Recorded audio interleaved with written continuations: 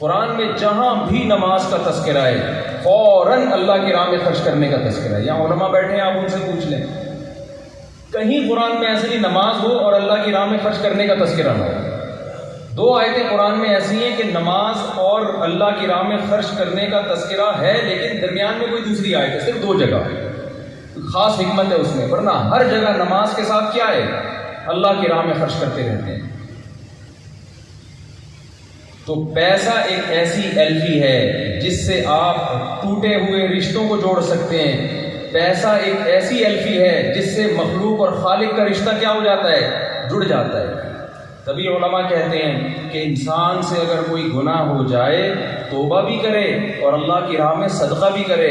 وجہ کیا ہے؟ حدیث میں ہے کہ صدقہ اللہ کے غضب کو ٹھنڈا کر دیتا ہے. جب پیسے دیتے ہیں اللہ کہتے ہیں یہ مخلص ہے مجھ سے تعلق بحال کرنے میں, ورنہ زبان سے بولنے میں کتنا ٹائم لگتا ہے بھائی. میں لوگوں کو آج دنیا کی محبتوں کی مثال دیتا ہوں. ہم یہ چاہتے ہیں کہ اللہ ہم سے خوش ہو جائے اور ہم اس کی راہ میں خرچ نہ کریں. مخلوق میں کوئی آپ نے ایسا دیکھا جو خرچ کیے بغیر آپ سے خوش ہو جائے؟ آپ اپنی بیوی, لوگ مجھے انگریزوں کی مثال دیتے ہیں کہ انگریز اتنے اچھے ہوتے ہیں, اپنی بیوی سے وفا کرتے ہیں اور اتنے تھینک یو سے بات شروع کرتے ہیں, تھینک یو بات ختم کرتے ہیں, درمیان میں بھی تھینک یو بولتے ہیں.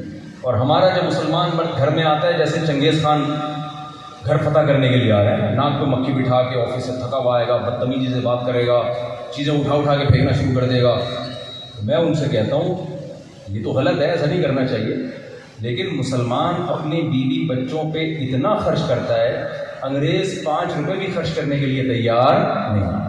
تو میں نے ایک دن میرے سامنے کوئی فضائل بیان کر رہا تھا انگریزوں کے نا, تو میں نے کہا یار اگر گورے والا لائف اسٹائل ہمیں دے دو, مجھے یہ کہہ دو کہ مفتی صاحب آج سے آپ نے اپنی بیوی بچوں پہ 1 روپے بھی خرچ نہیں کرنا, گھر والے اپنا خرچہ خود اٹھائیں گے اور آپ اپنا خرچہ خود. میں اپنے گھر والوں سے کہہ دوں کہ بھائی آج سے گیس کا بل آدھا آپ نے دینا ہے, آدھا کس نے دینا ہے, میں نے.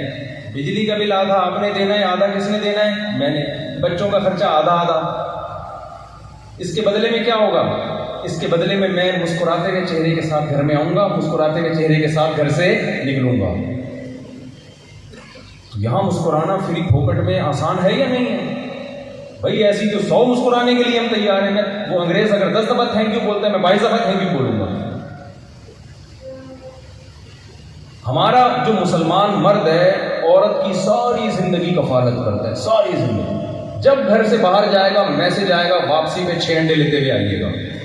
تو یہ کس کے خرچے پہ لا رہے ہیں 6 انڈے واپسی پہ؟ آپ سسرال دے گا آپ کو پیسے, یہ تو آپ اپنی جیب سے خرچ کریں گے. دہی لیتے ہوئے آئیے گا, میں بھی یہاں آیا ہوں, یہاں بھی میسج آ رہے ہیں 1 کلو خربوزہ چاہیے, واٹس ایپ پہ میسج آ رہے ہیں. فلاں کو بول دیں کہ وہ گھر میں اتنے انڈے پہنچا دے, فلاں کو بول دیں وہ گھر میں اتنا آٹا پہنچا دے. تو آپ کیا سمجھ رہے ہیں یہ سسرال کے خرچے پہ آ رہے ہیں آٹا دال سب کچھ؟ یہ تو ہمارے خرچے پہ آ رہا ہے نا.